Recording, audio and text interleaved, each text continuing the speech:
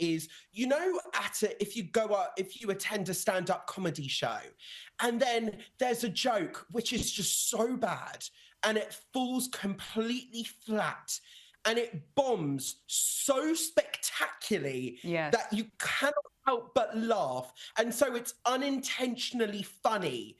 That's what I thought of this show. I don't want to call it a cooking show. It is a lifestyle show.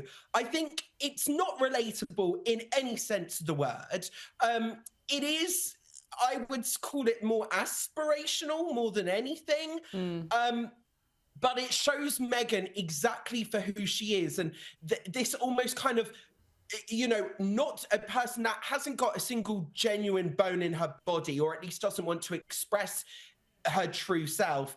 And then the parts that she is showing, she's showing that she's this kind of pedantic person that likes everything done in a certain way, and that likes to quote unquote elevate everything. That's the big buzzword of the series. You know, what we learned from the series is she loves chopping. You know, one of the big recipes, quote unquote, a rainbow fruit platter. How lovely. And I mean, that girl loves the crudité tray. I mean, I was watching this with my brother, and I think we counted, there were 3 trays of crudité made within 5 episodes, and all of the trays crudité had flour sprinkles on them. Of course they did, because Meghan loves flour sprinkles or hemp seeds or chia seeds, and every single of her own quote-unquote recipes has to have that. But, you know, the other moments that I loved the pasta recipe, non-recipe as I like to call it. I mean, which is basically chop up some cherry tomatoes with a bit of olive oil, a bit of garlic, a bit of lemon zest, and water, and then put uncooked pasta in water. Hey, presto.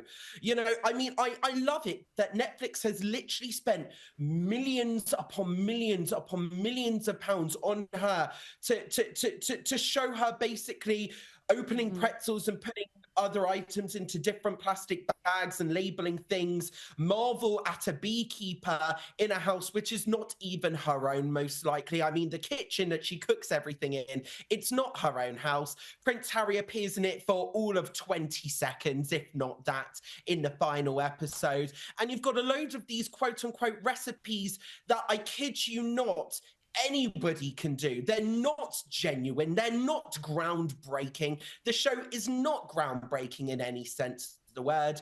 Is it unintentionally funny because it's so pitiful? That's what I think it is. Well, I want you to have your own show. Well, luckily we've got you on ours so we can have a laugh about it. But it's just so cringe seeing her trying to attach so much meaning to every small thing that she does. And as you say, not very groundbreaking. But I want to talk to you about Princess Catherine, because new data has confirmed that she remains the most popular member of the royal family. A YouGov poll found that 74% of Brits have a positive opinion of both William and Catherine. But of course, it is a different story for Harry and Meghan. 61% have a negative view of Prince Harry. It's even higher for Meghan Markle. It's 68% have an unfavourable view of Meghan. Now, as we know, Harry and Meghan love to blame the media for their, lack of popularity, but this is what the data shows, that the Sussexes, they actually had a relatively high public approval rating up until Brexit in 2020. But just looking at that data, overall, the British monarchy remains in good shape with the public, with 58% of the UK holding a positive opinion of the Windsors as a whole, and 55% of Brits approve of the institution of the monarchy. Now, there are no real surprises there that Princess Catherine remains so popular. And despite all the media deals and the new Netflix appearance by Meghan Markle, just Meghan and Harry, they can't seem to boost their popularity. Why is that? Well, I think the main reason is because they've just backed themselves into a corner so much with everything that they've done, pretty much. Like, ever since Megxit, what have they done? Completely bashed the royal family, whether it's the Oprah interview, whether it's kind of subtle digs or not so subtle digs in the Archwell podcast, an interview with The Cut, their Harry and Meghan fly on the wall documentary reality series for Netflix, where it was just a moon of sumathon of everything that they hated about the royal family and the royal institution and the systems that they all hate. So what they've effectively done is they've kind of backed themselves into a corner, because everything that they try to do just doesn't seem genuine, because all they've done is just moaned and moaned and moaned and moaned. And when they showed their actual passions, well, people aren't necessarily interested. For years, the world has watched Prince Harry and Meghan Markle navigate an impossible situation, hounded by the press, vilified for stepping back, and blamed for simply telling their truth. Yet critics like so-called royal commentator Josh Rom continue to push a false narrative, one that paints Harry and Meghan as bitter, vindictive, and out to destroy the monarchy. But let's set the record straight. The truth is far more complex and far more inconvenient for those who wish to see them fail. Tonight we dismantle the accusations, expose the double standards, and ask the real question: why is speaking your truth considered treason when you're a Sussex? Josh Rom claims that Harry and Meghan have backed themselves into a corner, but the only corner they were ever in was the one the royal institution, the press and critics like him forced them into. Let's get into it. The Harry and Meghan struggles resonated with a familiar echo, a haunting reminder of the past that seemed to shadow their every step. The parallels to Princess Diana's own tumultuous relationship with the royal family and the media were impossible to ignore, as if history was repeating itself in a cruel twist of fate. Diana, too, had dared to challenge the monarchy's iron grip, her every move scrutinized and manipulated by a relentless press that seemed determined to break her spirit. She, too, had sought refuge in authenticity, using her platform to champion the vulnerable and connect with the world on a human level, showing a side of royalty that was rarely seen. Like Diana, Harry and Meghan found themselves trapped in a system resistant to change, their voices stifled by an institution determined to control the narrative and maintain its image at all costs. The parallels extended to Prince Charles, Harry's own father, who had also struggled under the weight of royal expectations and public scrutiny. Charles, too, had chafed against the constraints of royal life, his personal struggles laid bare by a media eager to exploit every crack in the facade, leaving him exposed and vulnerable. History seemed destined to repeat itself, the cycle of control and rebellion continuing with each generation, as if the lessons of the past had been forgotten. The institution's inability to evolve, to embrace empathy and understanding, had driven away yet another royal couple seeking refuge from the storm, hoping to find peace and autonomy.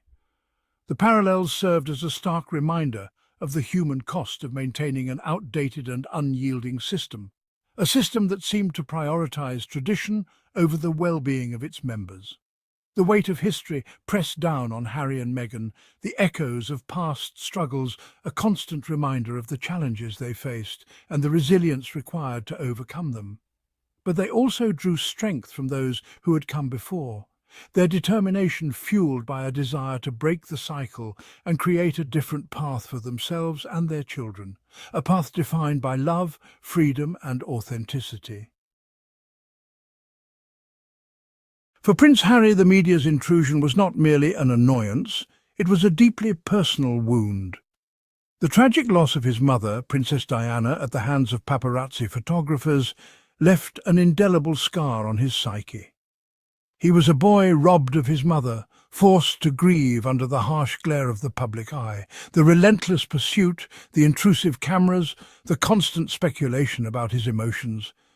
These were not abstract concepts, but painful reminders of a past that continued to haunt him. The media's insatiable appetite for every detail of his life, no matter how private or painful, only served to exacerbate his trauma.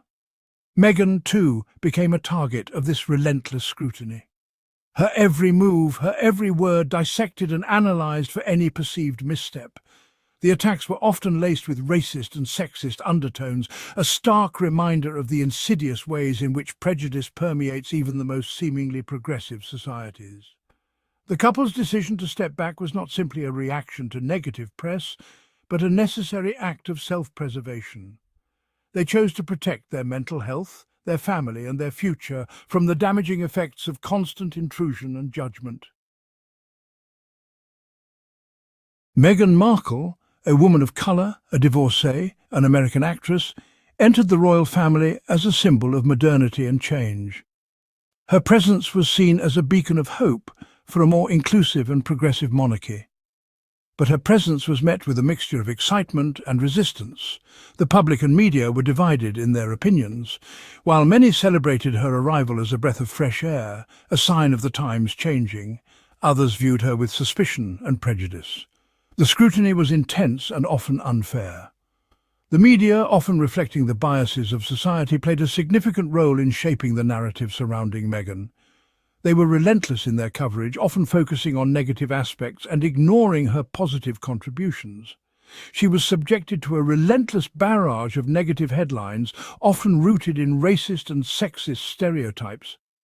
These headlines were not just critical, but also deeply personal, attacking her character and intentions.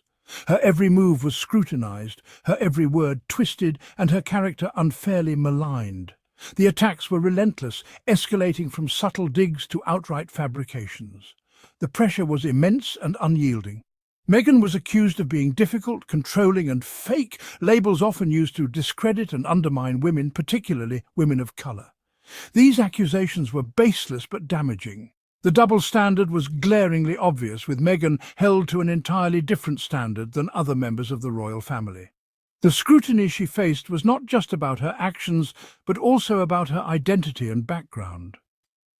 The constant negativity took a toll on Meghan's mental health, pushing her to the brink. She bravely spoke out about her struggles, sharing her experience of racism, bullying, and lack of support within the institution. Her honesty was met with a mixture of sympathy and disbelief, highlighting the challenges faced by those who dare to speak truth to power. Despite the backlash, Meghan's courage in speaking out has inspired many to confront their own challenges. She bravely spoke out about her struggles, sharing her experience of racism, bullying, and lack of support within the institution. Her story is a powerful reminder of the resilience required to face such adversity. Her honesty was met with a mixture of sympathy and disbelief, highlighting the challenges faced by those who dare to speak truth to power. Her honesty highlighting the challenges faced by those who dare to speak truth to power. Her journey is a testament to the strength and resilience required to navigate such a hostile environment. But here's the reality. Harry and Meghan are not perfect, nor do they claim to be. But they are people who made a difficult decision in the face of relentless attacks. And they are building a life based on purpose, not protocol. So the next time someone accuses them of bashing the royal family, ask yourself this: are they bashing, or are they simply refusing to be silenced? And that is a question the critics don't want to answer.